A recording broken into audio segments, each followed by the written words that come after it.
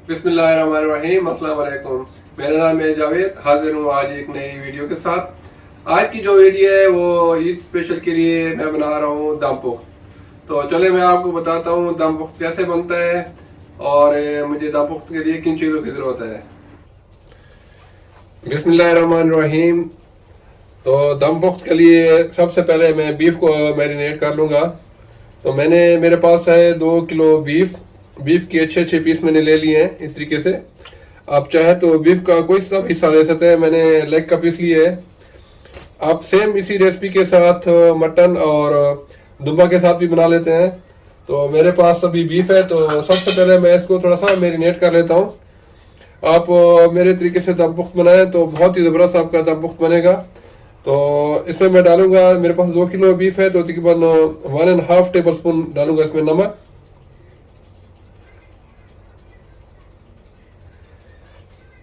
और फिर इसके बाद मैं इसमें शामिल करूंगा अदरक लहसुन। मेरे पास है तकरीबन 3 टेबल स्पून अदरक लहसुन का पेस्ट।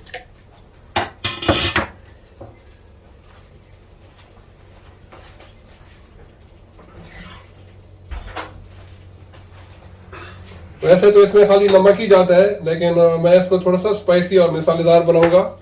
ये आपके ऊपर डिपेंड करता है कि आप दम पुख्त कैसा बनाना चाह रहे हैं।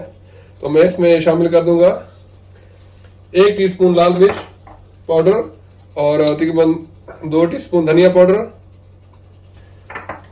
जो पिशावर जो KPK में बनता है तो इसमें मिसाले वगैरह तो नहीं डालते, खाली नमक ही डालते हैं।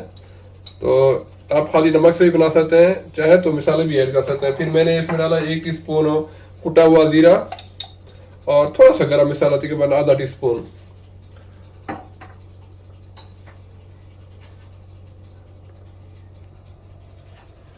और मैं शामिल करूंगा तकरीबन 2 टेबल स्पून लेमन का जूस। आप इसमें फ्रेश लेमन जूस डालें, लेमन के जूस से इसका बड़ा अच्छा फ्लेवर आता है। ईद के ऊपर आप बनाएं क्योंकि ये ईद की बड़ी स्पेशल डिश है। आप चाहें तो बकरे के साथ बनाएं, ईद आ रही है, या बीफ के साथ बनाएं। अभी मैं इसको अच्छी तरह मिक्स कर लूंगा। मैंने तमाम चीज़ों को अच्छी तरह मिक्स कर लिया है। अभी तकरीबन मैं इसको 1-1.5 घंटे तक छोड़ दूंगा ताकि अच्छी तरह मैरिनेट हो जाए। तो चले अभी इसकी असेंबलिंग शुरू कर देते हैं। मेरे पास एक पतीला है, आपका पतीला थोड़ा सा मोटे पैने का होना चाहिए। तो सबसे पहले मैं इसके नीचे लगाऊंगा, मेरे पास है तकरीबन 1 पाव के करीब चर्बी, क्योंकि दम पुख्त में चर्बी का होना बहुत लाजमी है, इसी से सारा फ्लेवर आता है। अगर आप चाहें तो इसको अवॉइड भी कर सकते हैं। इस तरीके से अभी इसके नीचे मैं लगाऊंगा आलू। मेरे पास तकरीबन 1 किलो आलू है। आपको जितने भी आलू चाहिए वो आप इस तरीके से पूरे के पूरे इसके नीचे लगा लें अच्छी तरीके से।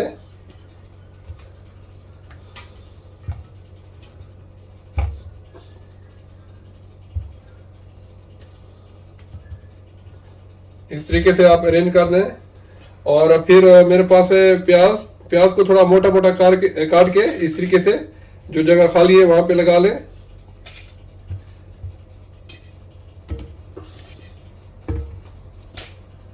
कोई जगह खाली नहीं रहनी चाहिए,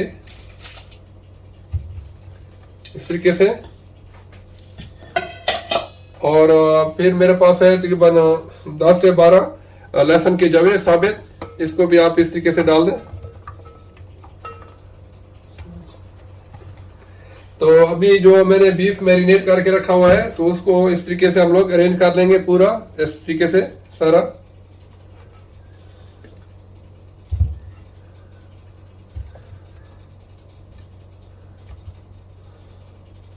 और इसमें मैंने थोड़ी सी चॉप भी ऐड कर ली है।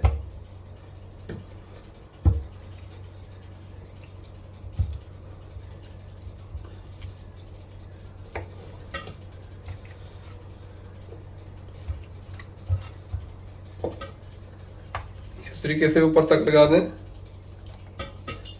और जो थोड़ा सा इसका मसाला है वो भी इसमें शामिल कर दें।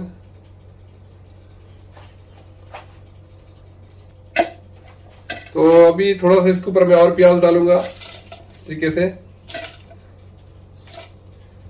और कोई 5 से 6 जो सूखी लाल मिर्च होती है, इससे थोड़ा अच्छा इसमें स्पाइस का टेस्ट आएगा, और कोई 8 से 10 हरी मिर्ची।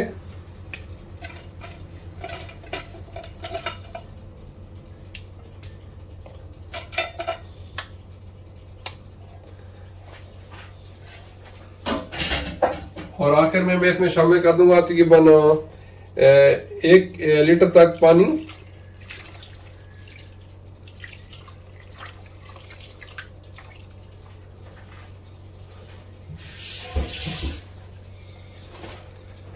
अभी इसको मैं इसके किनारों के ऊपर गूंदा हुआ आटा लगा के इसको अच्छी तरह कवर करके इसको मैं पकाऊंगा तकरीबन 3 से 3.5 घंटे तक।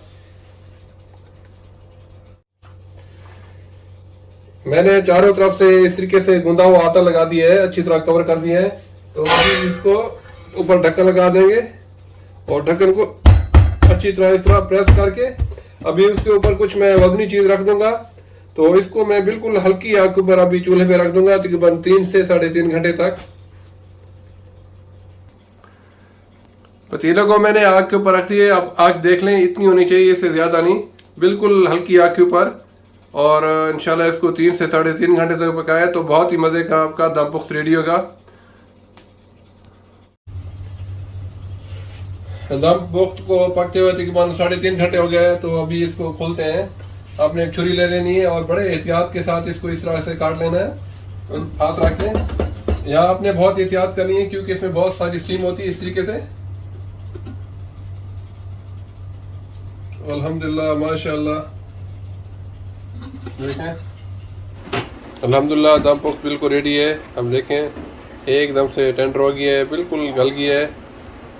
आप इस तरीके से बनाए हैं, बहुत मज़े का दम पुख्त बनेगा।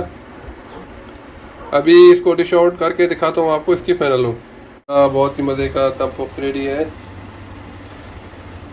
आमीन।